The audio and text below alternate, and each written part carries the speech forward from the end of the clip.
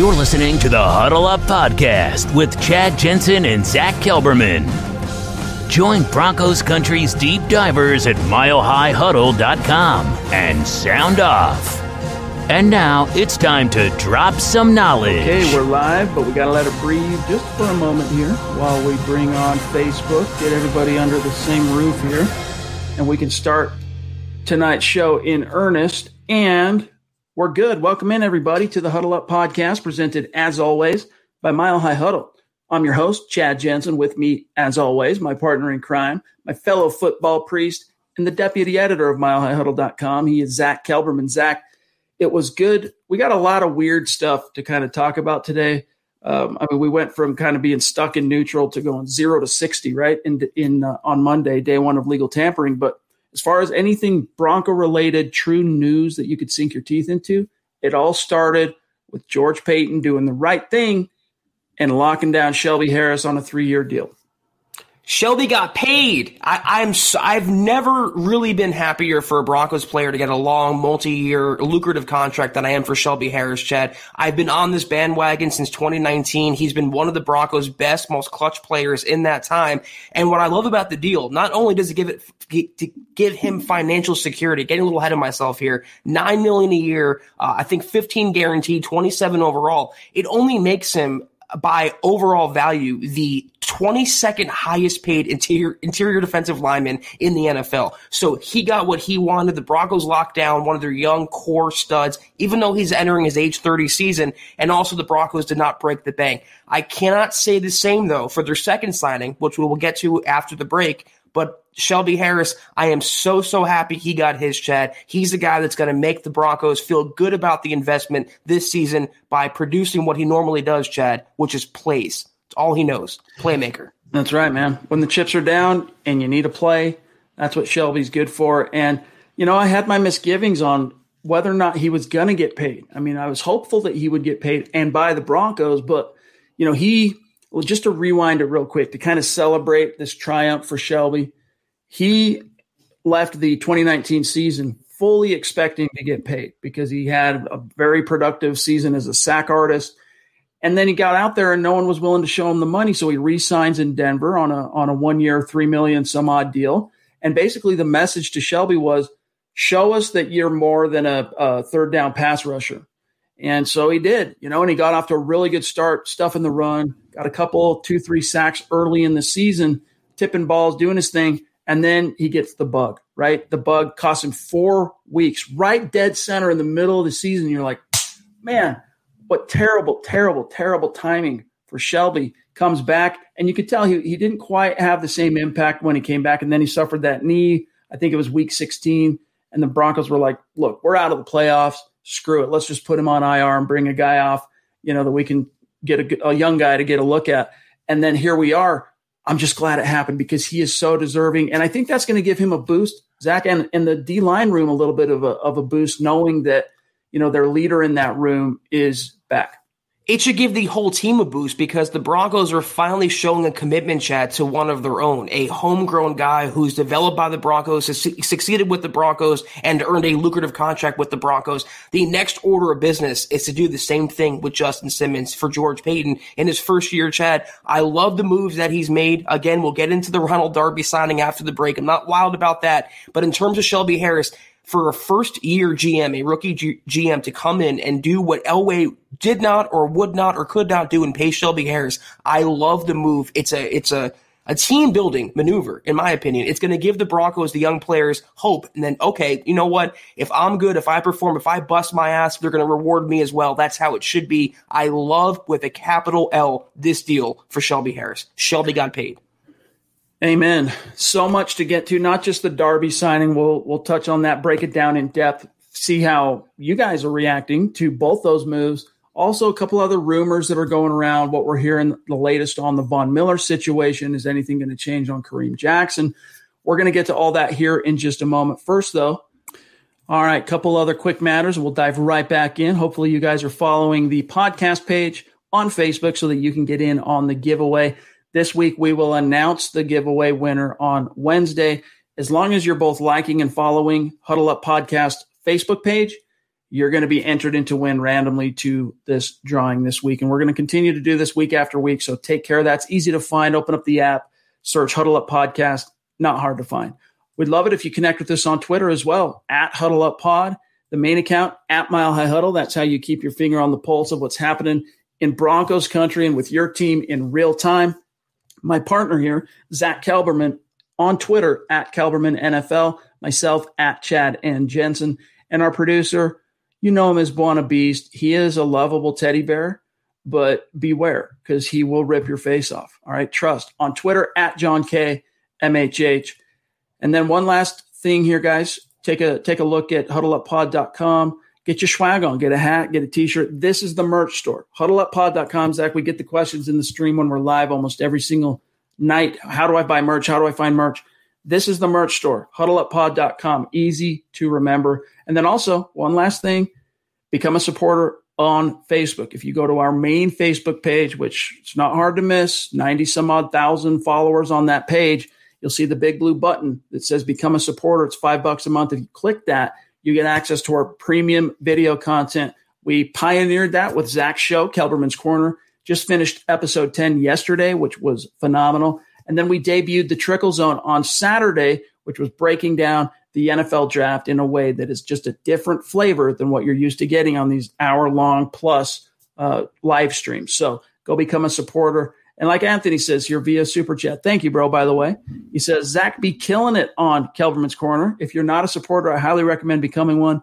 Only $5 a month. Trust me, you won't regret it. Keep it up, Zach. Loving it. Appreciate that Anthony. Testimonial, Anthony. Appreciate it. Checks in the mail, my dog. You know what I'm saying. But anyway, it's another way to support us. And if you're not in a position to do that, it's all good. We ask that you do these three things. Number one, subscribe, especially key on YouTube, Spotify, Apple Podcasts. Number two, like the video. All right. That's a small thing you can do, especially if you're on YouTube or Facebook, to help us out. And number three is the litmus test. If we're doing a good job for you, or at the very least, if you respect the effort, even if we might disagree at times, share this video out there and help us continue to grow and reach new like-minded Broncos fans just like you. This is the Overtime Podcast Network. All right. Okay. Let's we got a few supers that are stacked up, John. So let me just before you can start throwing them up here, because everyone's been really patient here. But Zach, the Denver Broncos inked Ronald Darby, and we got questions about Ronald Darby, the veteran corner. He's entering his 7th year. Thank you, Brandon, for the super chat. He says George Payton had a good poker face. I've heard nothing. We're talking about it right now, my brother. But we got to ask questions about, hey, what are your thoughts on Ronald Darby right here on the stream?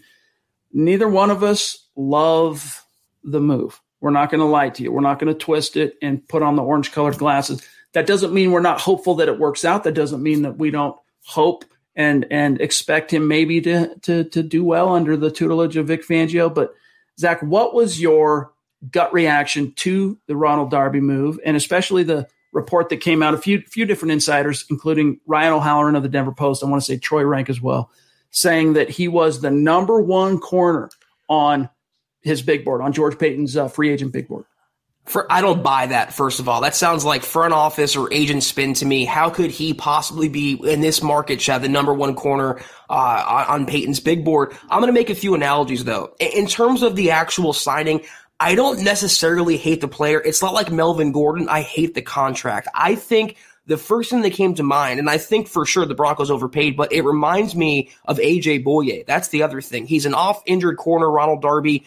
He's expensive. He's more of a cornerback 2 than a cornerback 1, and he can be good when he's healthy, and he cannot be good as well at times, in pass coverage when he's obviously banged up or not playing up to his standard. I thought, though, he's getting more guaranteed money, $19.5 million, more than Joe Hayden is getting in Pittsburgh. And he's on the level of Joe Hayden, in my opinion. I understand the Broncos needed cornerback depth, but I think it's indisputable they overpaid for him. They got a little desperate.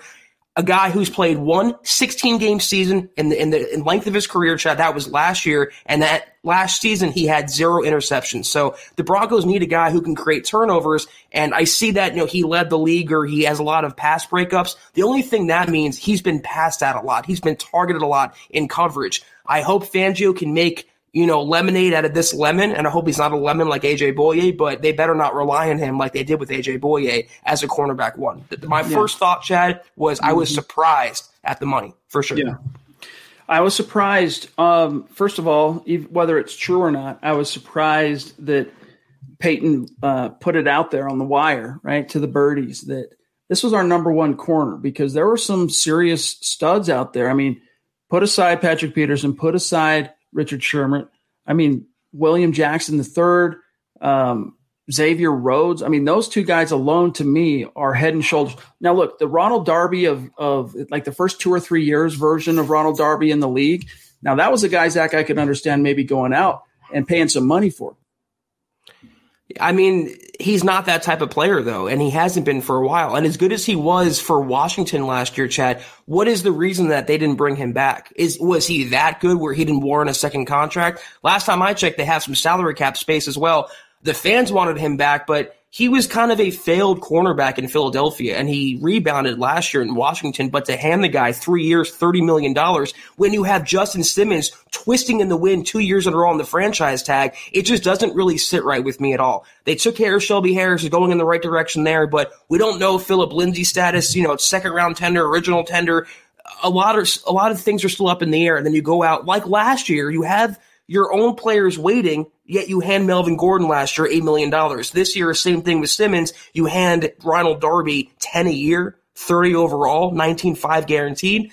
Way, way overpaid in my opinion. I want to grab this real quick, John. Savage Boy Kev.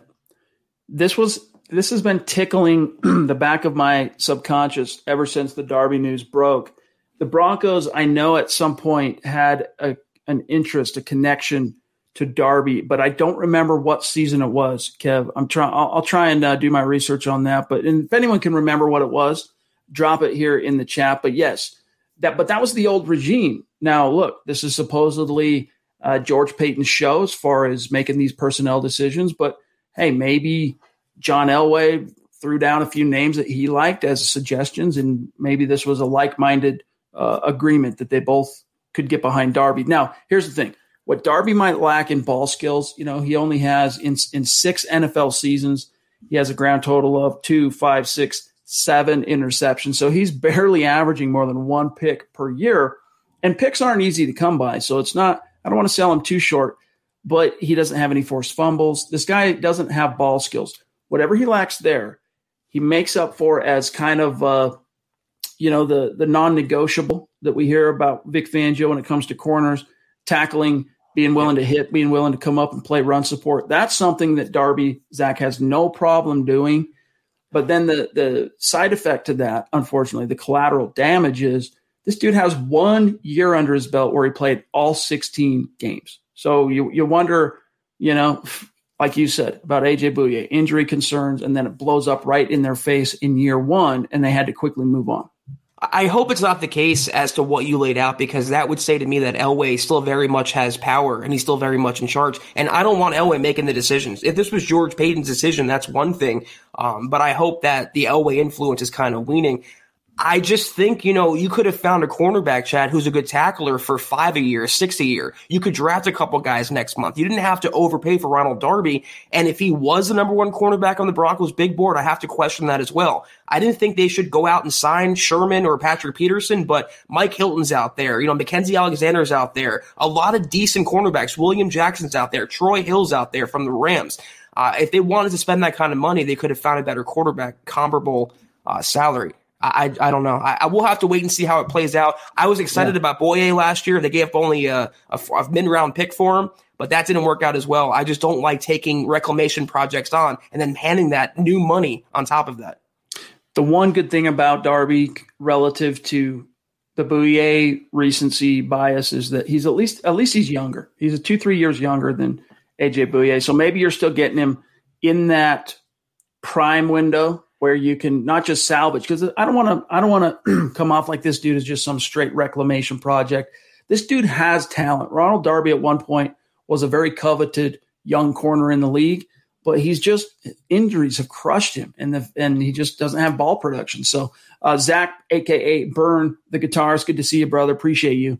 He says, I'm happy about Shelby, but not about spending $10 million on an injury-prone corner.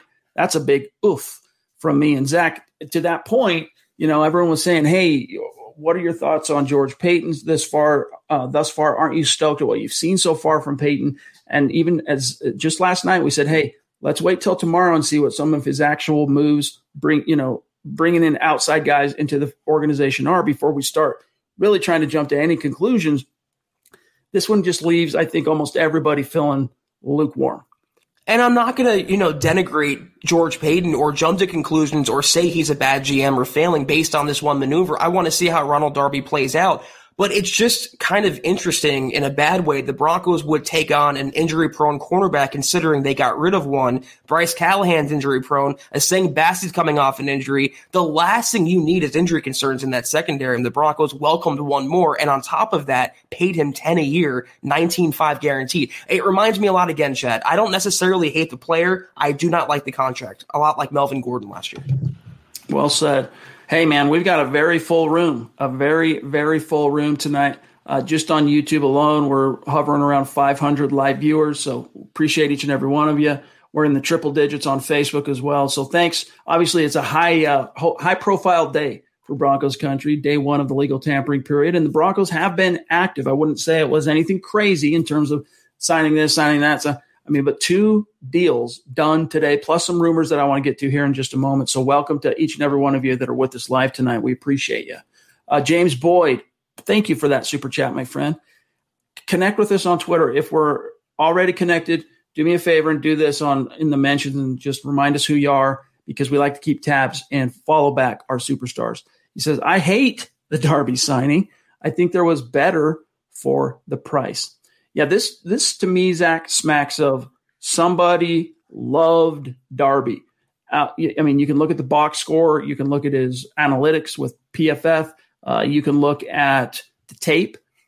Whoever was making this decision, someone was pounding the table for Darby. And for what reasons? At this stage, it's we don't know. I don't want to quite say it's inexplicable, that it can't be explained. There are rational reasons why Darby makes some sense, but at that level, right. Look, AJ Bouye, what was it last year, Zach? They're paying him $13-14 million, something like that. So at least you're not paying that much, but still $10 million for a corner that has had a lot of problems the last 4 years of his career staying healthy. I get it that he finally did get the one season under his belt where he started all 16 games. But that's the one in which you're going to go, yep, all right, now we're comfortable, now we're confident, let's pay him. The best predictor, Zach, of future behavior, more often than not, it's not an absolute. That's why it's the best predictor, not the only predictor. The best predictor of future behavior is past behavior. The thing with Boye, though, is the Broncos were taking on his existing contract. With Darby, they're giving him new money, 3 years, 30. It's just a lot to me. And it's surprising that they didn't wait for another domino to fall, like a Peterson, like a Richard Sherman, like a William Jackson. They were either desperate and kind of got trigger happy, or they're anticipating cornerbacks lighting up the market and they locked him in for that price. We will see in the next few days, depending on what these other cornerbacks do. Either the Broncos got a relative decent steal with Darby or they way overpaid. We will know in a few days' time.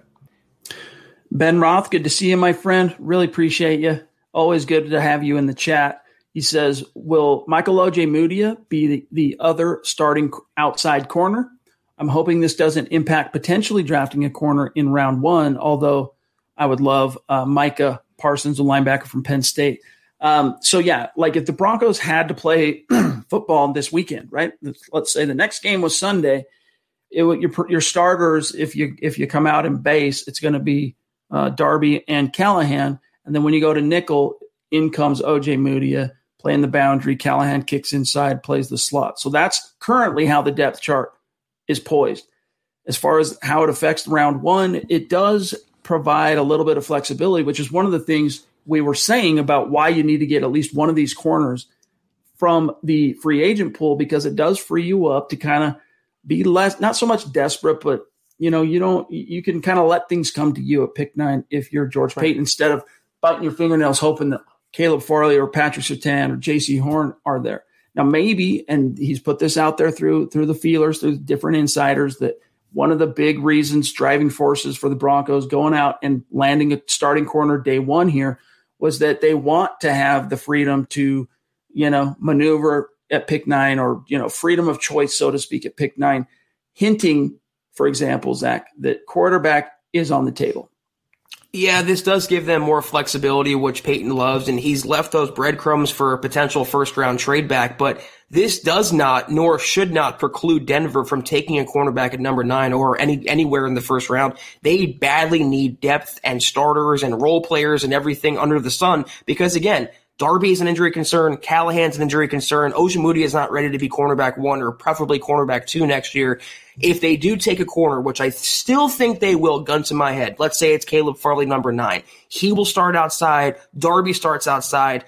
A healthy Callahan in the slot, and Ojemudia is the depth guy behind that, the number 4 rotational, and he can grow into that role. I don't want to put too much on his plate. He was kind of uneven last year, and this is the whole reason, Chad. I feel like if they were really high on Michael O, would they have shelled out $30 million for Ronald Darby? It says to me that they're not really super confident in the players they have on the roster right now, so there is going to be a massive influx of cornerbacks this offseason.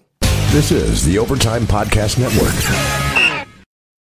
Dude, it would not surprise me if they sign another corner, to be frank. Right. Just because Callahan is an injury case and Ojemudia is still so young, you just can't count on him. I don't necessarily think it's an indictment on Ojemudia that they're out there paying a guy like Ronald Darby. I just think that because he's so young, like even if he was a first-round pick last year, because he's so young, you don't know exactly where he's going to fall on the developmental curve in year 2. So you got to hedge. You got to come up with some contingencies. Let's grab Sports Crush. Appreciate the super chat, my friend. Welcome. That's not a name I recognize on super chat, so appreciate you. Connect on Twitter. Seems a little expensive for a number 2 corner, in my opinion. I am very high on Farley at 9. We can't trade down because Dallas will yoink him from us. Thoughts on Vaughn? Hashtag Denver Broncos for life. So, Zach, you start on this one, and I'll jump in. Well, what Dallas is going to do depends on what they do with their own unsigned guys right now. They have Jordan Lewis and Chidobe Awuzie, 2 starting caliber cornerbacks, or 2 starting cornerbacks in general on the open market. If they bring one back, they used a second-round pick last year on Trevon Diggs. They would not probably take a cornerback at number 10 overall. They'll probably target tackle, edge rusher, interior lineman, safety. They have needs throughout that roster. I don't see them taking cornerback. So if they do move down, they could get Farley, they could get Surtain, they could get J.C. Horn. It depends how far they go, though. If they go to 20, those guys could be gone. But if they go to 12 or 13, there's a decent chance one of them will be there. I'm not in the business, though, personally, of trading back for the sake of trading back. If Farley's there at 9, I'm probably staying put and taking him. You still need another cornerback. Callahan's in a walk year coming up, Chad, and he's been injured 2 of the last, 3 years for the most part. They have to, like you said, hedge against the depth chart right now. Let's say Ojemudia crashes and burns. Let's say Bassie never comes back to what he was last year as a rookie pre-injury. Let's say Darby busts. All these factors have to play into it. So, no, I would not pass up on Caleb Farley at number 9 because they signed Darby or because someone like Parsons is there. They badly need reinforcement for the long term and the short term, and that starts with someone as high a ceiling as Caleb Farley. And remember, if you're Vic Fangio, a rookie quarterback is not going to help you this year. A rookie quarterback is not going to save your job. Now, that's not me making that's not my complete argument for saying that's why the Broncos shouldn't draft a round 1 Q. I'm just simply saying if it's about winning this year, if it's about turning the ship around, ostensibly, Zach, you held on to Vic Fangio because you're hoping and expecting to win this year. And if that's the case, a first-round quarterback not named Trevor Lawrence is not going to help you do that. What would help you do that is getting the right corner, getting the right off-ball linebacker, getting an edge rusher, depending on what happens with Vaughn. And that ties into something else Sports Crush asked us. We'll get to that here in 1 second. First, we got to grab Dropped Your Pocket. Good to see you, my friend. Always miss you when you're not in the chat. We're happy to have you tonight. It says, I don't get how the Chiefs have $17 in cap space, but sign an O-line for $80 million, but we can't sign our Pro Bowl safety. There's a lot of different ways I can go with that comment. As I said to you, Chad, pre-podcast, I'm a little I don't know. Rich Hurtado, the new Broncos salary cap guy, has left me a little wanting since he took over from Mike Sullivan. The contracts he structured haven't been to my liking. But the thing about the salary cap is, like I've been saying, it's a myth. And the Chiefs have shown that this year and last year when they signed all their players. But they gave you an indication when they released both of their starting tackles coming off the Super Bowl loss. We all knew they were going to attack that position aggressively. Landing Joe Thuney, however you pronounce his name, that was a bang-up move for them. That's a great pickup. But the contract, what was it, 5 years, $80 million? It was just ridiculous money. And that because, again, guys, the salary cap is a myth. If you want someone bad enough, you will find a way to sign them. And I agree with the comment, Chad. There's no excuse as to why, again, they can hand Darby $30 million, but they can't sign Justin Simmons. Now they have to be prepared to meet his asking price at market value.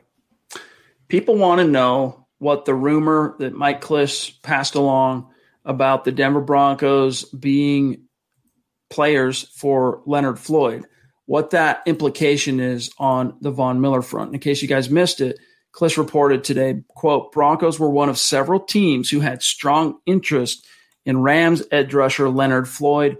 Per source, the former Fangio pass rusher stayed home for $16 million per. So, Zach, how do you interpret that? I mean, tomorrow's the deadline that they're going to have to decide what to do with Vaughn.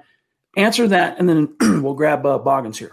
It's either that they've come to a resolution about his contract and it hasn't been announced yet, or they're planning to move on, because a strong interest in an expensive edge defender, when you have to pay Bradley Chubb probably next year, and you have Malik Reed, who he's going to want a new contract if he balls out again, combined with the Broncos' willingness to spend today. I thought it'd be a quieter day. They signed Shelby. They showed an interest in Brett Jones from the Vikings, an offensive lineman, but that Darby deal, $30 million, 19.5 guaranteed. If they have that willingness to spend and they're looking at Leonard Floyd, which they don't need as a star pass rusher when they have two right now under contract, again, it says to me it's either done in terms of he's staying or it's done in terms of he's going. We will know, though, by this time tomorrow. You know what's cool? The Denver Broncos re-signed Shelby at a $9 million APY average, but he's only going to count for $4 million against the cap this year. And so, I mean, I'm with you in terms of the Rich Hurtado contract. Some of the deals that have been handed out scratch my head. The Shelby one, though, if that's true, and I believe it's true because it's Jason Fitzgerald of Over the Cap reporting it, that's one scenario where, look, the cap it drops by almost $20 million. You know, teams have to really scramble and fit under the cap. And you manage to get Shelby extended for nearly $30 million with a cap hit this year, only at $4 million. And Zach, I think just the way things are going with the pandemic and the way the vaccine is rolling out there, as I mentioned last week, the Texas Rangers announced that they're opening up their stadium at full capacity when their season opens. Things are starting to trend back to normalcy in that direction, which means NFL teams' revenue is going to probably, we can't count on it, but it's looking like it's at least rebound somewhat, even if it's not complete in 2021. And then that means the Broncos can afford to kind of absorb some of that money in 2022 and beyond on Shelby, a little bit more than they would say this year. And then let me grab this from Boggins. Appreciate you, Doug. Good to see you. He says, sounds like the Broncos view Darby as strictly a boundary corner with more cornerback depth addressed in the draft. It gives more flexibility with Callahan. You can have flexibility, but you can't, predict or project an injury. And as good as he played at an all-pro level last year, but unfortunately those foot injuries are just a bugaboo for him. It does give them flexibility, but you don't want to end up doing what the Broncos did last year, which is playing your cornerbacks out of position. You don't want to see Darby kick inside. You don't want to see Callahan kick outside. You want the best guys to be playing at the best spots for their relative abilities. And if that works out, Chad, it works out. And your point about Shelby Harris, it's the only reason why right now I'm not going crazy about the Darby contract. I want to see the finer print. I want to see the structure, the cap hits. I want to see the incentives built into this. If it's a true 3-year deal, if it's not a 3-year deal, I want to see what's what before I really, sink my teeth into it. Rocco 420. Thank you, my friend. Good to see you. He says, what's up, guys? Mile high salute to y'all. Right back at you. What grades do we give the Shelby and Darby signing? I'm stoked for Shelby, but I don't know about Darby. Hashtag Go Broncos. A+ for Shelby. Easy. Shelby, it's flying colors. With Darby, I'm willing to I'm willing to hold off on jumping to conclusions. But if I had to just grade it today based on what we know about Darby, what we know about Fangio, what we know about Denver's team needs, what we know about the cap, all that stuff, I got to give it like a C+, probably C+. Hopefully by this time next year, we look back on this in retrospect and I'm saying, no, dude, that turned out to be a freaking B or B plus or whatever. But I can't lie to you right now. Yeah, I was going to say a C with the ability and the wiggle room to earn some extra credit during the season and move that grade to a B or a B plus. But for me right now, it's a definition of average. It's a good but not overly great player, and I think the Broncos, and it's pretty indisputable, I believe the Broncos overpaid for him in a similar way they overpaid for Melvin Gordon last year. But again, if he works out, I'll happily eat crow. For right now, though, it's a secret. By the way, guys, if you see us looking down a lot tonight, it's because we're checking our phones for news. All right, a lot of stuff's happening right now. This is the Overtime Podcast Network. Our friend Adon, a.k.a. a 6'10" Mexican on YouTube, appreciate the super, my friend, says, I agree with Zach, but hopefully the cornerback works out. We'll see. We'll see, my dog. Yep. KR in the house. Good to see the queen of MHH representing, and as always, off the top rope. Appreciate you, Christy. She says, oh, man, this is a tough day for everyone. Yeah. Anytime you got to pay the tax man, it's a tough day. We feel your pain. She says, paid taxes today. Had to roll with $10. It's all good. We appreciate it. You don't have to do anything, Christy. We appreciate any dime. Thanks for keeping us up to date on all the free agency buzz. Yeah, I'm still sweating and fearing my sit down with the tax man, which is coming here very, very soon. I have a ballpark idea of what I'm looking at. It's not pretty. I mean, even if you got to pay $300 to the tax man, you're like, damn, dude, this is money I earned, and you got to give it away to the. I hate that. I had my visit already, and I believe I told you about it, Chad. I turned white when they told me the number, and I'm holding off. April 15th is still 30 days away. They're going to have to pry that money from my cold, dead grip. John Houston, good to see you, bro. Appreciate you. He says, Darby literally got burned all the time in Philly. He blows so many coverages. In my opinion, we should have got Mike Hilton. We overpaid badly for Darby. I'm not impressed.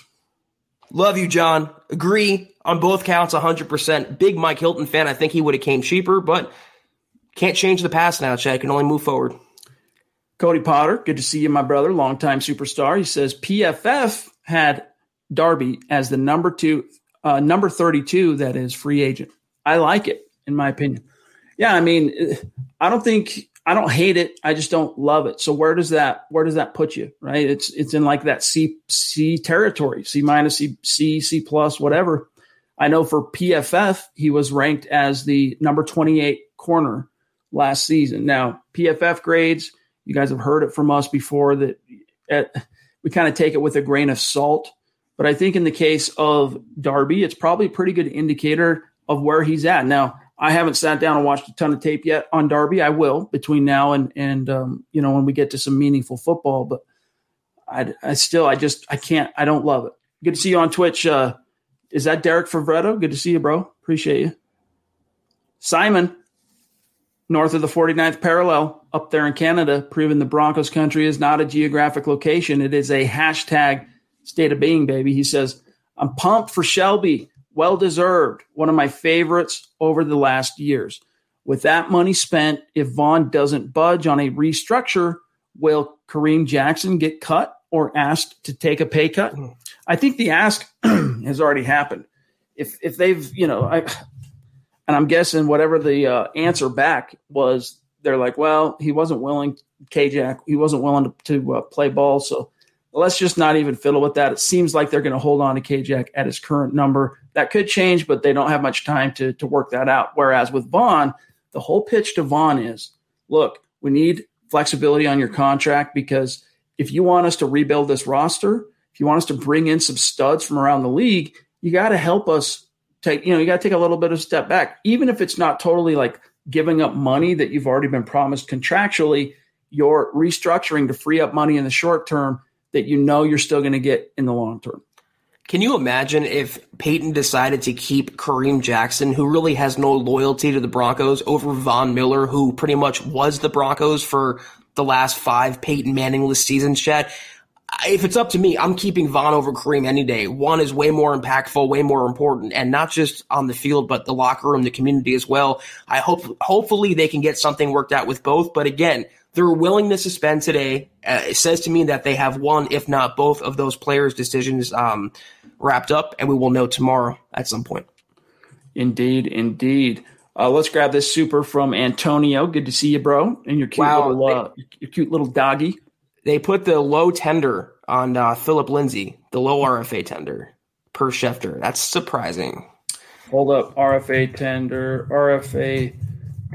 Let me go to over the cap real quick. And for anyone out there, that means he can sign an offer sheet, and if the Broncos don't match, they get no compensation. So here's this means that Phillip Lindsay's about to hit the open market, guys. Right, and he's probably gone. That's what it means. Gross miscalculation. Let me show you guys. So if he doesn't sign, if no one signs him to an offer sheet, he'll get a raise. Last year he made $750K, but this year he would make $2.1 million on the original round right of first refusal tender as an RFA. But Zach, this means the disincentive does not exist for outside teams to go make a push and a play for Phillip Lindsay. I mean, this to me is who reported it? Schefter, Pelissero. I mean, it's legit. I'm looking at it right now. I was about to tweet about it, but someone, and maybe Elway still is wielding some power because there's someone in that front office that does not like Phillip Lindsay. They don't want to give him a contract extension. They don't want to even place a second round tender for the difference of $1.2 million when you have all that salary cap space to keep a 2-time 1,000-yard rusher, a homegrown guy, former Pro Bowl running back. Wow, that's not a great move at all. I'm very much disappointed with that. And that probably means, Chad, Phillip Lindsay is gone. That is a kick in the groin. Now, I understand, by the way, thank you, Dave. Appreciate you, my friend, one of our great supporters on Facebook. Listen, Phillip Lindsay, I understand that you're on the hook for another $8 million on Melvin Gordon. If you hit Phillip with the second round tender, now you're north of $11 million you've allocated in a low cap year to the running back position. I get that's not ideal, but this is the bed you've made.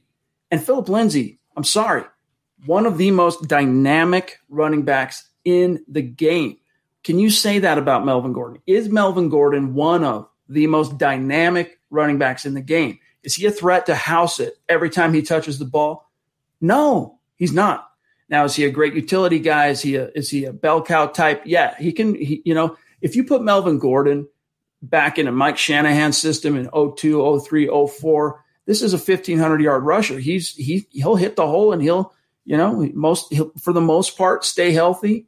He can catch some passes out of the backfield. He's got good size, help you pick up the blitz, but he's not that threat that makes defensive coordinators stay up at night wondering, what are we going to do on the edge? Because if Phillip Lindsay turns the corner, we are F-worded.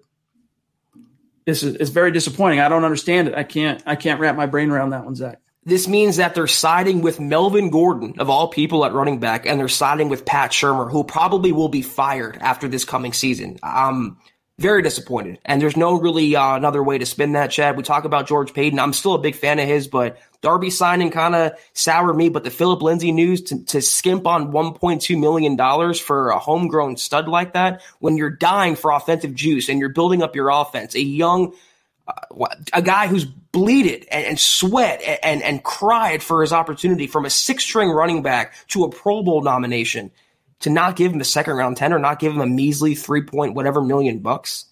Bad move. I know. Think about what you're actually saving. $1 million. It's not nothing, but in the relative grand scheme of things, Zach, in the NFL, I mean, it's peanuts, even in a cap restricted year. I don't get it. I know, Derek. Why can't we pay our own guys? That's the $1 million question. That's $1 million question. Let's grab James here. Thank you, James. He says, often injured. I hope he doesn't get in the way of Farley, talking about the Darby acquisition. Do you know the cap hit? I don't know the cap hit yet, Zach, other than the APY is basically $10 million a year. I'll keep an eye on that from over the cap and let you know, James, when we see that. I can't get over the reality that Phillip Lindsay's likely going to be playing for another team next year. And all I can say is, Phil, if you're listening by some chance, I hope your next team actually values you, because the way the Broncos have handled you the last couple of years has been atrocious. And I truly am sorry for what you've gone through. We're always rooting for you, Phil. Always. Dude, I'm seriously stunned right now. Mehmet, thank you for that super chat. Appreciate you, dog. He says, let go of Kareem and go get Keanu Neal. This was a similar question we got last night. Zach, your answer for Mehmet? Nah, I mean, I get rid of K-Jack, but if I'm going to upgrade that spot, I'm going to save some money. I'm going to go younger. I'm going to go higher upside. I'm probably going to fill that role through the draft. Maybe Richie Grant in the second round, Jabril Cox, someone like that. I wouldn't want to take a gamble on Keanu Neal. A very, very top rope, generous super chat from Crudum, and it's been a while since we've seen you in the chat. Let me just tell you, man, super chatter, wow. No, we appreciate you, dog. Amazing. Thank you. We miss you when you're not in the chat, so welcome. Thank you. Stick around. I mean, that puts you in rarefied air with regard to the superstars. The triple-digit club is rarefied air, so thank you, dog. He says, missed y'all. Been busy at work with recent promotion. Hey, congrats, bro. But I still catch the pod later on after the stream. I'm excited Shelby got his contract. Hoping Simmons gets his deal despite the tag. Thank you guys for always giving quality content. Hashtag Denver Broncos for life. Hashtag MHH. Thank you, Crudum. You're the man. And we share a brain with you on that, man. We're stoked for Shelby. You're wondering, look, all this funny money going around, just pay Simmons. Just get it done. Just get it figured out. Get it inked. Get it executed so you can move on and put this behind you. And, you know, it's similar to like Shelby, a homegrown guy. It's good for that locker room to say, hey, look, new GM comes in, pays a guy who paid his dues, right? Who bled for the team, produced through adversity. That's a good it's a good success story. It's a good precedent for George Paton beginning his tenure as Broncos GM as far as credibility with that locker room. Take it another step, get Simmons locked down, figure things out with Vaughn, and you're gonna have everyone in that locker room believing in George Paton. And it's also, he's getting a hell of a safety for the next 3, 4, or 5 years. I mean, you're talking about a top 5 guy who's pretty much the bedrock of Vic Fangio's defense. He can make it go around. He can play corner, slot, safety. He can really do it all, both safety spots. And it's true. You want to build culture and you want to take care of your own players. And I was so encouraged when they signed Shelby Harris. I thought to myself, okay, they're taking care of their own guys. Simmons contract next, then maybe a second round tender for Phillip Lindsay, but they give Ronald Darby all that money. They don't tender Phillip Lindsay. They're still haggling with Justin Simmons. It still can get done. And I think it will get done. They have until July 15th, which is 4 months from now exactly. But it doesn't send the message the right way. The longer it goes, you're not going to pay your own guys who are all pros, Pro Bowlers, but you'll bring in outside guys. I don't want that same culture to be established this year under Peyton. People saying that we overvalue Lindsay, that he's basically average. Of course we are. I'm sorry. Look, guys. All right, let me show you something here. You tell me if this is average. Amazing. All right? You tell me if this is overvaluing a player. Here's Phillip Lindsay, career yards per attempt, 5 yards. This dude, when he touches the ball, he gives you 5 yards of offense. All right. And look how, relatively speaking, few touches, right? 534 yards or carries, 4.8 yards, 2,500 rush yards. I'm sorry, dude. This is a dynamic player. When this guy touches the ball, he can take it to the house every time. Now, Melvin Gordon, you know, if he gets just the perfect blocks, if that play is set up, just the stars align, Zach, yeah, he can do it too. I mean, this guy can run a 4.5, something 4.6 maybe by this point in his career, 40-yard dash. Phillip Lindsay, dude, can take the top off despite starting with the ball behind the line of scrimmage. This is that guy, and I get it. He's diminutive. That's been the knock on him from day one. He's only 5'8" and 190 pounds, soaking wet. I get that. But last year was the first year, despite this reputation, unfounded as it may be, of him being injury prone, Zach, last year was the first year that he really had to deal with multiple injuries in a season, turf toe, concussion, and then the knee. Based on his track record going all the way back to CU and as a pro, that's the exception, not the rule. The rule is this guy shows up and he's there for you 95% of the season at minimum. It's a huge mistake, especially how much this guy means to the locker room and how much this guy means to the community. I mean, it's just a very, very, very dumb decision. I want to give him the George Paton the benefit of the doubt, Zach, but this is just a dumb move.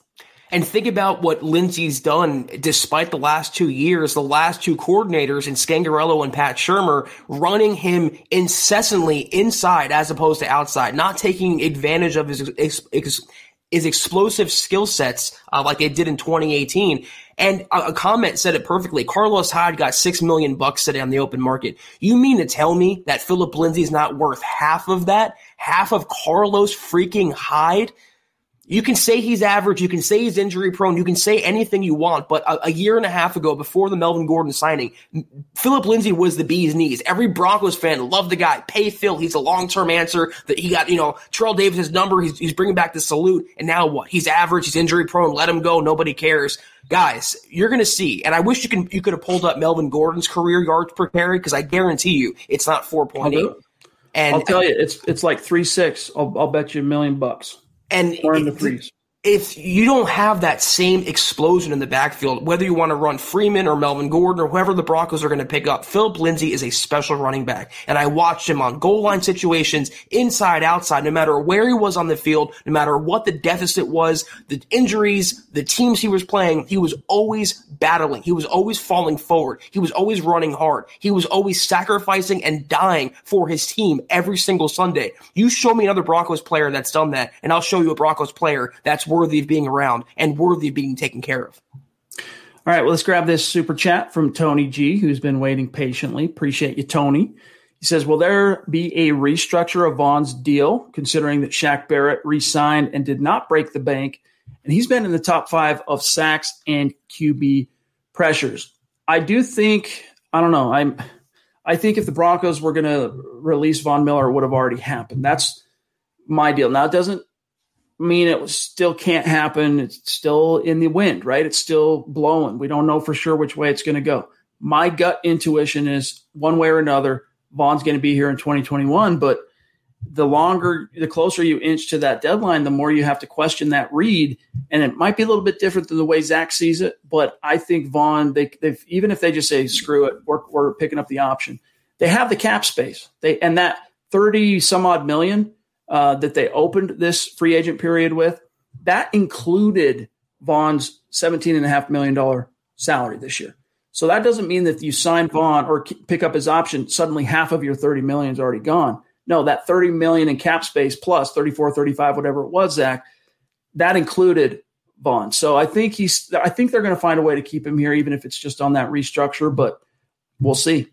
We will. And I also see in the comments that A.J. Johnson got a second-round tender. He was also an RFA. So that's the Fangio at work, guys. A guy, a defensive-minded head coach who really pays little attention to the offense, and he hasn't shown a proclivity to learn much about the offense. I think he wields some power in the front office and decision-making personnel management to give AJ, as good as he is, he's a strict, limited 2-down linebacker, and to give him a second-round tender and let go of an offensive explosion, a centerpiece, if you will, at some point in the season, and let him go for an original round tender, I do not know.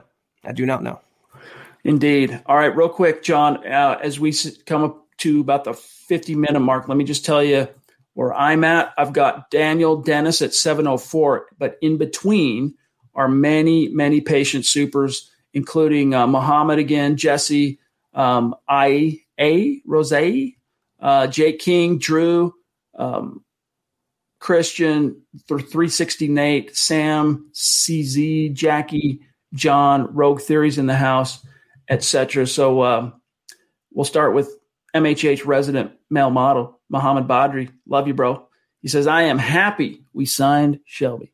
Yeah, dude, that's the one thing so far through this free agency period that I can be fully 100% perfectly, absolutely on board with is the Broncos got this dude signed up on a long-term deal. We'll take it. And apparently, Chad, as Brian points out here, Melvin Gordon wasn't 3.6; he was 4.1. So almost, over a full half-yard carry difference. And the point remains: Phillip Lindsay was always doing way more with way less than what Melvin Gordon got, and they gave him all that money for his pass catching. Well, if you threw the ball to Phillip Lindsay, he can catch passes. If you want to run him on goal line, he can run on goal line. Just watch the film instead of listening to the narrative. I'm still heated about this. I do not like what the Broncos are doing, potentially losing, if not probably losing, Phillip Lindsay. Can't get over it. Indeed. John, while you grab the next feed, let me grab Daniel here, who says, thank you, Daniel. He says, if the Broncos won the locker room with the Shelby signing, they just doubled back and said, screw the locker room and the fans with Lindsay. I know, dude, it's mixed messages. I think it's a gross miscalculation. I mean, it's not going to be the end of the world if the Broncos lose a running back, but to me, Phillip Lindsay means more to this team than just simply a guy that totes the rock. I mean, we've already discussed what he does on the field and how we perceive that value that he brings to the team, but what he does, what he represents is that homegrown, true blue Denver Broncos success story, born and raised in Denver, original homegrown guy that signed with the team, didn't get drafted, but signed with the team out of college. Then he goes on and blows away multiple NFL records, makes a Pro Bowl, a couple 1,000-yard rushing seasons. And it's not going to take all the money in the world to re-sign this dude. And you're letting him twist in the wind. And now you basically just said, hey, go out and hit the open market. Because, Zach, if a team comes in and says, look, because obviously the Broncos just telegraphed that they're not willing to pay more than $2.1 million for Phillip Lindsay this year. So if a team comes in and says, here's $2.5 million for, 2 years, here's a $5 million 2-year deal, goodbye. He's gone. They're not going to match that. Maybe they will, but I think they spoke loud and clearly with this news. Well, ML here thinks he got us by saying that Lindsay's replaceable, and to relax. Listen, ML, every player is replaceable in the NFL unless your name is Patrick Mahomes. And you know what? There'll be a quarterback however long from now that comes out and is just as good as he is. He is replaceable, but what message does it send when you're getting rid of Lindsay more than likely? You won't pay Simmons, but you'll bring in outside talent, and you're probably letting go of Von Miller as well. So your homegrown guys, the guys who fans best associate with the Denver Broncos, you haven't shown an interest in preserving, but you're quickly willing to shell out outside money to players that have no emotional or physical connection or professional connection to Denver. It doesn't send the right message to me. That's my opinion. Anyway, that's how I look at it. Jetsy, thank you for the super chat, my friend. We got to reverse engineer it because the chat is just so hot and heavy tonight. He says, my guys, what's Kareem, Simmons, Vaughn? What's the timetable for them? So the Vaughn thing and the Kareem thing, that's tomorrow. Simmons, they have till July to come up with a multi-year deal. Lindsay, now he's just in the wind, dude. I mean, he's twisting. It's all dependent now on if another team is going to make a play for him. And I guarantee you it's going to happen. I'll guarantee it right now. If it's not the Patriots, it's a team that has a proven system that's already in place with a quarterback, a plug-and-play scenario in which you can just say, here you go, off to the races. Here's one of the most dynamic offensive weapons in the NFL on the relative cheap, because even if your offer sheet is just $2.5 million, I mean, that's, to me, I know he's been making peanuts, but to me, that's cheap for what value Phillip Lindsay brings to an NFL team. I can see him signing with the Raiders and being like a 1-2 combination with Josh Jacobs. I can see him going to New England, considering they're signing literally every player that exists today. I can see him going to San Francisco and blossoming in that Kyle Shanahan elite run blocking scheme. He can go to a lot of places. He's pretty scheme versatile in the fact of how you want to use him. If you want to use him as a weapon, he can be a very impactful weapon. If you want to play him like an inside Freeman type, he's not going to do much for you. But some coach out there, if they do sign him and the Broncos do refuse to match that offer, they will be getting a very good, if not potentially great running back. It's going to give them a 1,000-yard season if they give him that opportunity. Jay King, thank you for the super chat, my friend. It means a lot to us. Really do. Appreciate you, my dog. Zach, we also got one here from a newer name we don't recognize. I'll just say I. Hey, Rose. There you go. A Rose. All right. First live stream in a while. Thank God for Spotify. Appreciate all the work you guys do. Hashtag Broncos Country. Hashtag SBNGF.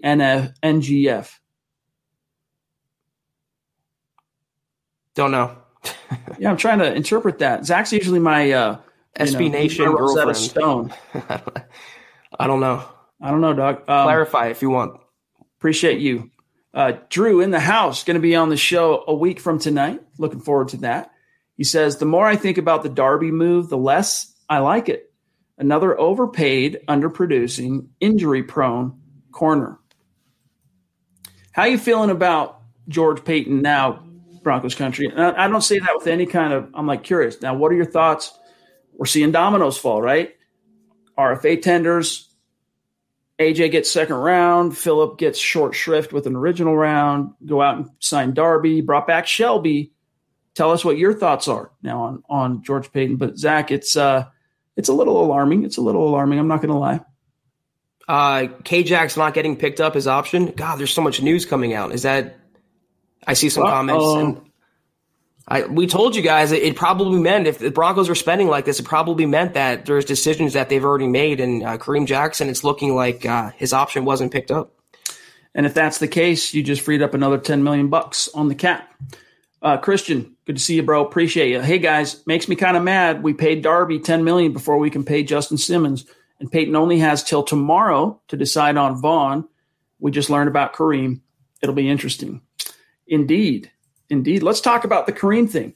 Could this be a foreshadowing of him just re-signing at a lower deal, or do you think this was straight up cut and dry, thanks for everything, goodbye?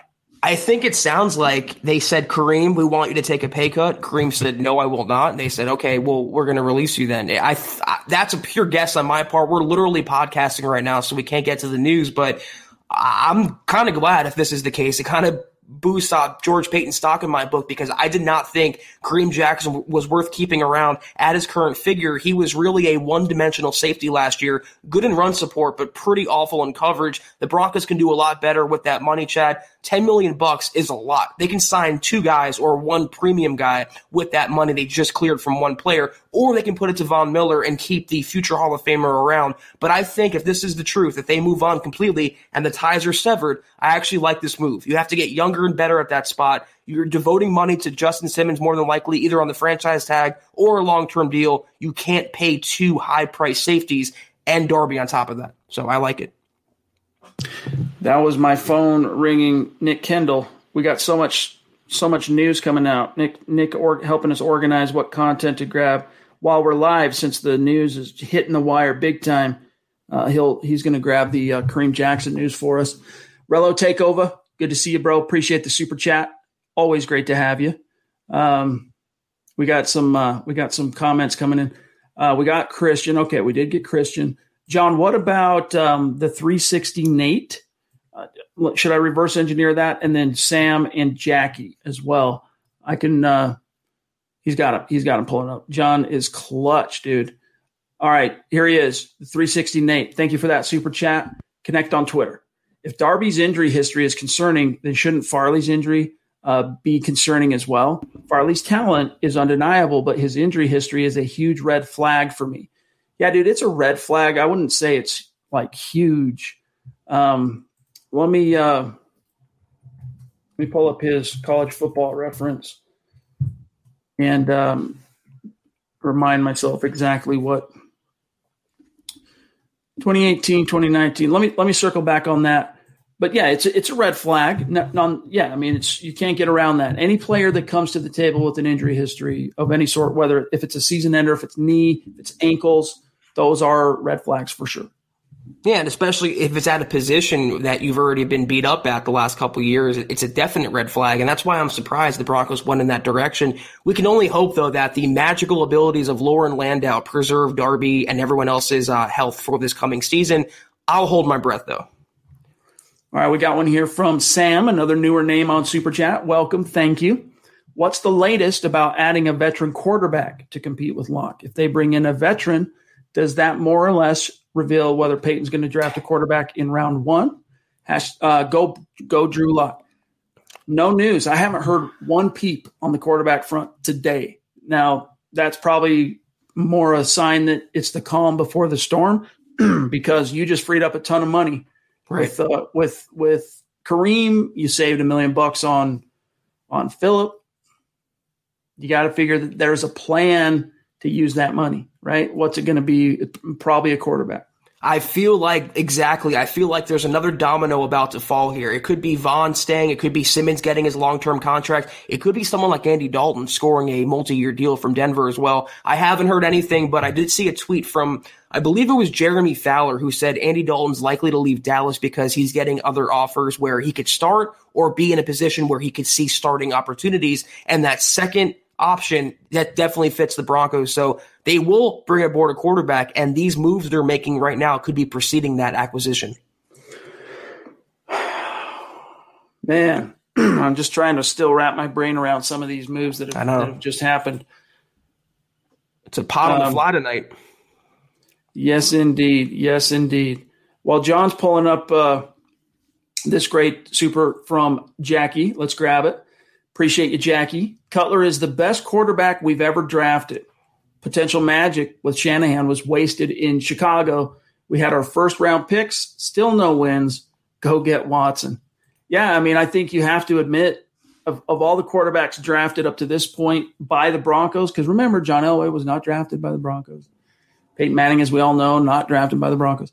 Probably Jay Cutler was the best original Bronco drafted quarterback, but I'm still, like I said, to me, the jury's still out. The book is unwritten on Drew Lock. And depending on some of these fateful decisions the Broncos make right now in these coming days and weeks, that could and will determine how that story at least gets written in Denver for Drew. And I agree with you, and I think there obviously still has so much potential upside. But in terms of Kareem, real quick, Chad, from Mike Kliss, they did try to restructure his contract before the deadline for a $1.5 million guarantee option and a $10 million salary. Couldn't be worked out, so the Broncos, like we just said, decided to say, let you hit free agency, and that's that. No decision yet on Von Miller, but Kareem is gone. Yeah. Well, it's too bad. I mean, look, I know there's some at MHH who disagree with this premise, but I think it was pretty palpable that Kareem took a step back in 2020 from what he did in 2019. Yeah. Who would even disagree with that? It's evident if you just watch the film. Doesn't mean he was bad. He wasn't bad, all right? But there were a few games, man, where you're like, really, Kareem? There were times where he was terrible in coverage, yeah. Dude, even in run support, do you remember that Sam Darnold 40-some-odd yard touchdown? I mean, made Justin Simmons look shameful, and Kareem for just lack of effort, terrible angle on a quarterback. No, we're not talking Lamar Jackson. Ugly. John Houston, thanks, bro. Honestly, Peyton buckled and got scared. We still are taking a corner in round one. Our corner room still looks sad with Darby. They took him off his speed. He ran a 4.3. Oh, they signed him based on his speed. He ran a 4.35 40. I think if they signed Darby for anything, Zach, they signed him for his scheme fit for Fangio. And I don't know how smart that is because Fangio might not be here next year. Yeah, they didn't sign him for his production in terms of interceptions or turnovers because we know that, he didn't perform much last year in that department. They didn't sign him for his dependability or his health because he hasn't performed well in that department either. I think either Peyton, again, he's either sensing there's going to be an explosion in terms of the cornerback market, or he did panic a little bit and wanted to lock his guy in now. Maybe Darby had competing offers, but Chad, I don't know about you. I have not heard one peep about him or his market before the Broncos signed him. So it could be a little bit of an impulsive move to give him all that money that quickly. Now safety is in big need. You got Simmons this year for sure, provided he doesn't hold out, which I doubt he will. But Will Parks, free agent, Kareem now gone. Suddenly, safety is a big need for the Denver Broncos. The only guy you got to hang your hat on is Trey Marshall. That's it. Bryce Parisian, cool name. Thank you, my friend. Only thing worse than losing Lindsay would be losing Vaughn. We must keep him. All we can do is stay positive, talking to the chat. Can't wait for football to be back. Yeah, stay positive. Keep your fingers crossed. Hope for the best. I got to give Peyton the benefit of the doubt. I don't think he would decline the options of 2 starting players, Chad. Maybe I'm being overly optimistic, but I happen to think letting Kareem Jackson go is a prelude to picking up Von Miller's option, or at least coming to terms on a new contract. I find it hard pressed to think he's letting 2 of his bigger star players on defense walk away. Rogue Theory, Josh, good to see you, bro. Super glad to see Shelby sign. Not so much about Darby. That said, I'd like to see us be just as aggressive with picking up Farley and keeping Vaughn. Hashtag Denver Broncos for life. Well said, my friend. I cannot disagree with that. Let's grab Broncos 58 GOAT. As a diehard fan on Twitch, not really sure that the Broncos are doing Shelby a good move. Darby was not a good move. Phillip, no respect from the Broncos, and Simmons needs to get paid. I feel like Elway is still making the decisions. I don't know, man. This to me is like, I don't know, man. Elway kind of held on to his veterans, even the ones that were overpaid for the most part. I mean, there are a few exceptions, but I don't know. I kind of feel like off balance a little bit now with what to expect from George Paton. Yeah, I do as well, and we have to just let it play out a little more. It's just the first day of legal tampering. I don't want to jump to any conclusions, but it's not – I don't know. I thought it'd be more encouraging after today than it's been so far. 46M fan, 406, so up in Montana. If Lindsay goes to the Patriots, I'll lose my mind. Hashtag pay Phil. All right, John, throw that one up. I feel you. I feel you, dude. I really do. Daily Charms, another newer name. Thank you. Welcome. I just tuned into this chat. Love this channel. Where do we stand with the linebacker from Minnesota, Eric Wilson? Have you heard anything today, Zach, on the Eric Wilson front? No, from either the Vikings standpoint or the Broncos standpoint. He's a second wave kind of guy, and it's surprising because you still have, as far as I know, the bigger players out there like Peterson, Sherman, Kenny Golladay, the receiver. They haven't got their deals yet. It's going to be a slow developing market up until Wednesday and through Wednesday. But no, Eric Wilson, I have not heard a peep on. Michael Tindori, appreciate the super, my dog. Let's not get too down, guys. Hopefully we keep Vaughn. I truly believe Phillip is going to stay. AJ is pretty good. We've filled needs and kept Shelby. You filled needs and then created needs. That's what you've done.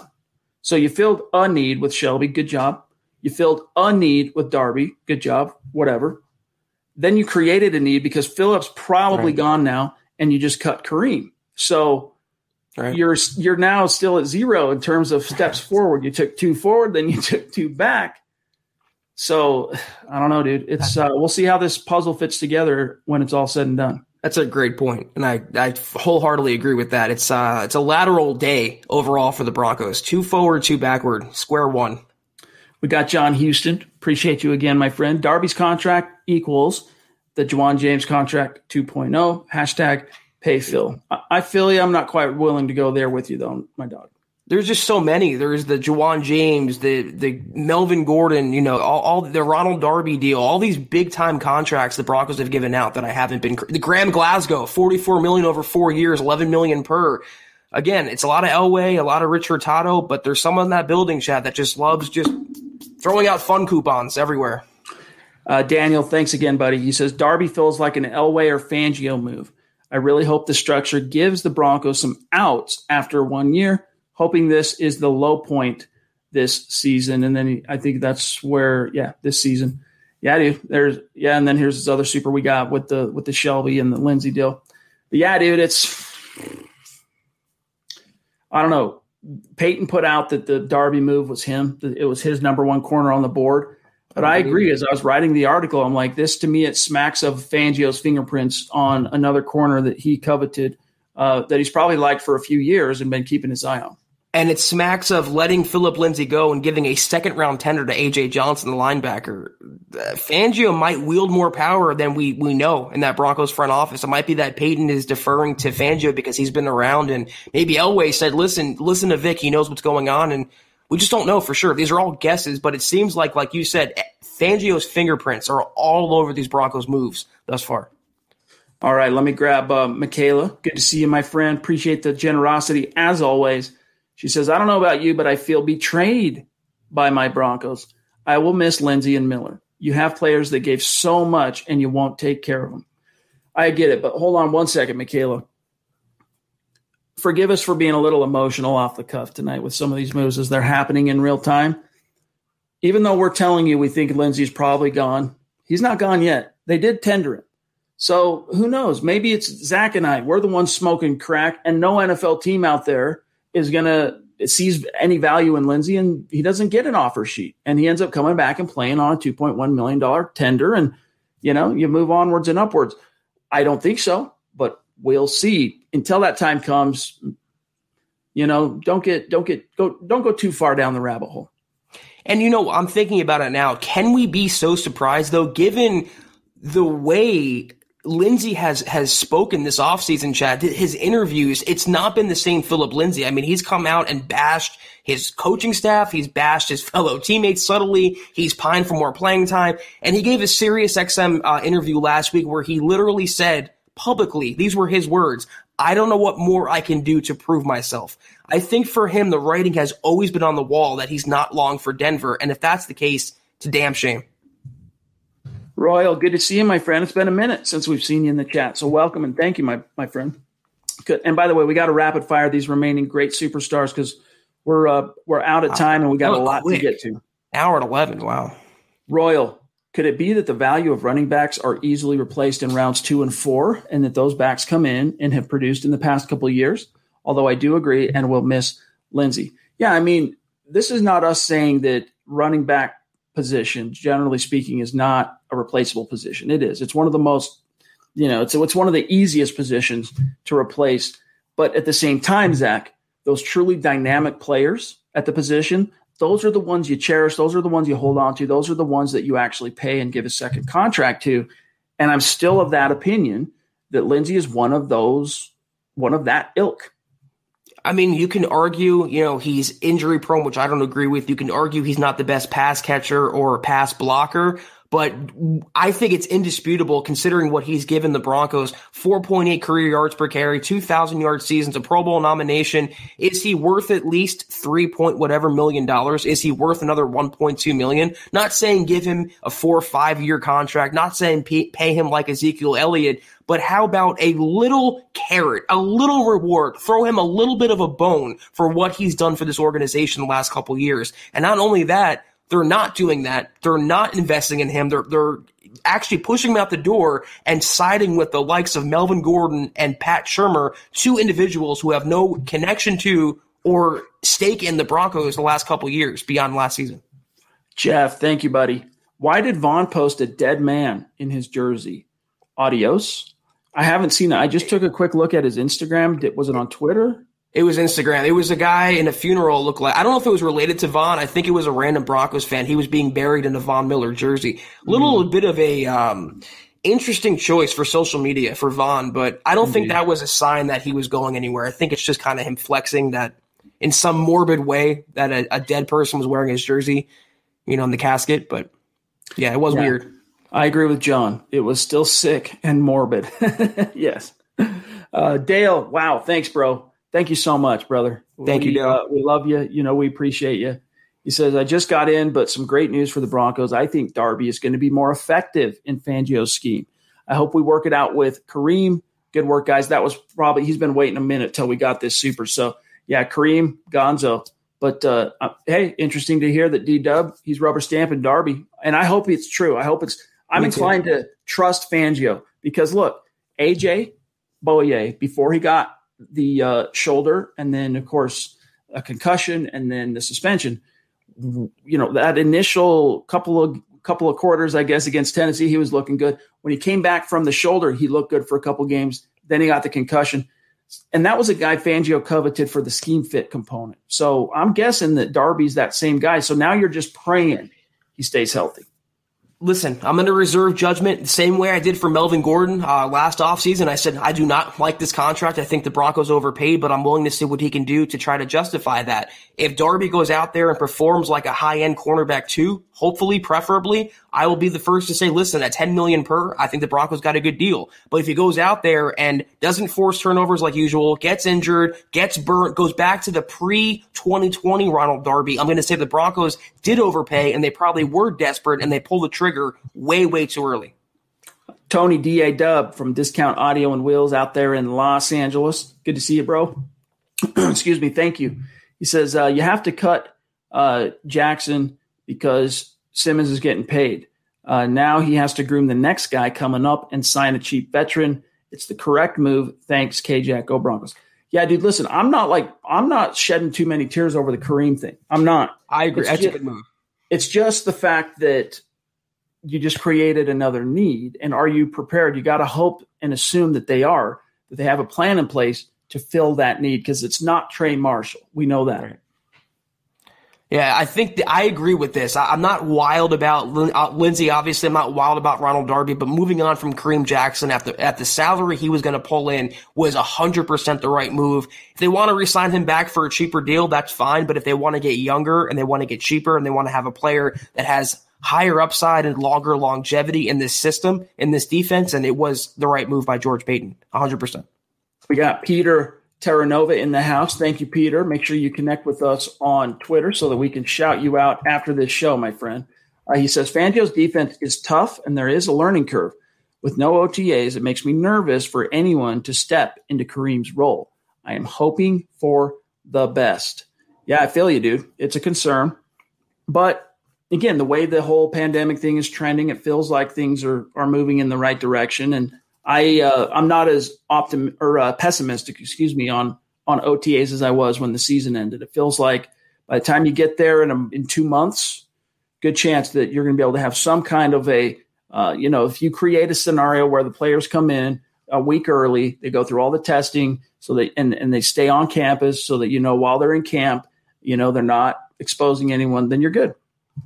First of all, what is Kareem Jackson's role? To be really good in run support, to make K-Jack TV, and to be bad in pass coverage? I mean, the Broncos can find that guy anywhere. At whatever he was making, Chad, $10, $11 million salary cap figure, it's way too much money for an aging player who's become one-dimensional. He's the 2021 version of Darian Stewart, a once really good safety that's fallen off pretty fast. And in this business, it's always better, like Belichick has proven for many years now, to move on from a player a year too early and not a year too late. And that's what they're doing with Kareem Jackson. I, as well as Dale, like he said previously, I rubber stamped this move on Kareem Jackson. Not so much Darby, but Jackson.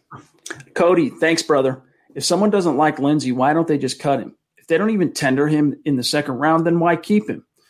Don't do him like that. Hashtag RIP 30. I feel you. It's a frustrating move. Like, I get it. In the NFL, you don't pay guys for services rendered, right? When you actually pay someone, it's based on future projection, what you're expecting to get in return. But in the case of Phillip Lindsay, man, he has been played by this team. Right. The GM last year say, yeah, we're going to take a hard look at getting him an extension. And then they went out and paid freaking Melvin Gordon and then everything that's happened in the interim. Like, if I'm him, I want out of Denver, dude. Get me the heck out of here. I'm praying. I'm telling my agent, dude, call around and find an offer, even if it's $1 more than the original round tender. Get me out of Denver. Here's Jeff saying, Lindsay never had a fumble, and we give him an original round tender. They don't value him. He gone. It's disappointing.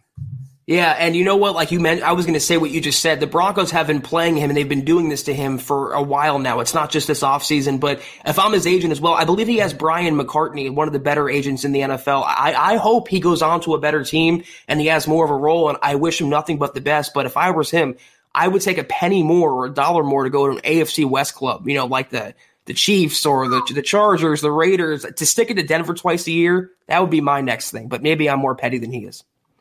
All right, we got 2 more, it looks like, and then we got to dip on out. Mr. Castillo, good to see you, bro. He says it's way too early to judge Peyton as a GM. Give him at least until after the draft to see what his vision is. Calm in the storm until you see it hit the shores. Nothing will matter if Locke isn't putting in the work. Yeah, but good points. And I think so far what we've heard in this offseason is that he is putting in the work. He's been at the building every single day, putting in that work, absorbing the scheme, what he couldn't absorb last year because, a good portion of the entire playbook of Shermer did not get installed because they didn't have time. So hopefully he's getting that stuff now. You know what? As depressing as this podcast has been, it's been so nice not making it a quarterback podcast. Not Drew Lock talk, not Deshaun Watson talk. But really quickly, I saw on Twitter that Jameis Winston, this is pertaining to the Broncos in a sense, Jameis Winston re-upped with New Orleans 1 year, $12 million. So if you think the Broncos are going to be in the market for a quarterback, which they will, that could be around the floor or around the market value of an Andy Dalton or of a Fitzpatrick or whoever they sign, somewhere in that range. Yep. Dave Vega, good to see you, bro. Appreciate you. This may very well be the shakeup that we need. We have Levante Bellamy, Lindsay Light. Get Parsons in the first, grab the safety Richie Grant in the second, some corners and offensive tackles later. I feel you. There's no guarantee you're going to get Richie Grant, though, in the second round. There are some other safeties. In fact, Eric Trickle has a video that's publishing on YouTube in 18 minutes that's going to list 3 guys to look at early that are some of the names maybe you haven't heard a lot about. So check that out. But it's now a big-time need. It's a massive hole now, Zach. So buckle up, and we'll see how George Paton plans on filling it. I disagree with calling Bellamy Phillip Lindsay light. Phillip Lindsay is way more talented than Levante Bellamy, but a second-round option could be Paris Ford at safety for the Broncos. I think Grant goes in the first round ultimately, but maybe the Broncos trade back into round 1. They pick up an extra pick. They might move back up into the first. You never know with George Paton, but yeah, now safety becomes a definite round 1 or round 2 need. All right, real quick before we get out of here, John, I know you mentioned that Antonio was saying that we missed one from him, but I only see the one about him talking about Vaughn. So, and I went all the way back to the beginning. So I don't know if we did end up missing one. Antonio will of course find a way to make it up to you. And we can't get out of here without giving a shout out to our great supporters on Facebook and those who are doing the stars. Look right here, Ian, Brett. We got Brad, Benjamin, Randy, Ty, Nick. All you guys, man, thank you so much for the support. Each one of those stars, it adds up. It all supports the cause. We love you. We appreciate you. But, Zach, we got to go because there's so much work to be done. We got to cover this news. We got to get to what's happening, get it out to our social media channels, and let all the fans know. I mean, it's a lot happening right now. So thanks to each and every one of you for spending some time with us. And, Zach, as you sign us off here, we're off tomorrow night, but we'll be back Wednesday. And by then, man, I shudder to think what kind of tectonic changes could be occurring between now and then. Yeah, I mean, it could be a new quarterback, could be some trades happening. The Broncos are not done making moves, and I think the next one that could fall will be Von Miller because a call has to be made on him by tomorrow now that Kareem Jackson is solved. We'll know tomorrow, and we'll go knowing into the podcast on Wednesday, knowing how the Broncos stand, what they look like. We will see you then, though, guys. Be sure to keep it locked to milehighhuddle.com for all the content we're going to put out, our social media channels. Thank you, Mo, as always, the MHH male model. We appreciate you, as always. We will, though, see you guys Wednesday night, 6 o'clock Mountain, 8 o'clock Eastern. Take care, and as always, go Broncos. You've been listening to the Huddle Up Podcast. Join Broncos Country's deep divers at milehighhuddle.com to keep the conversation going.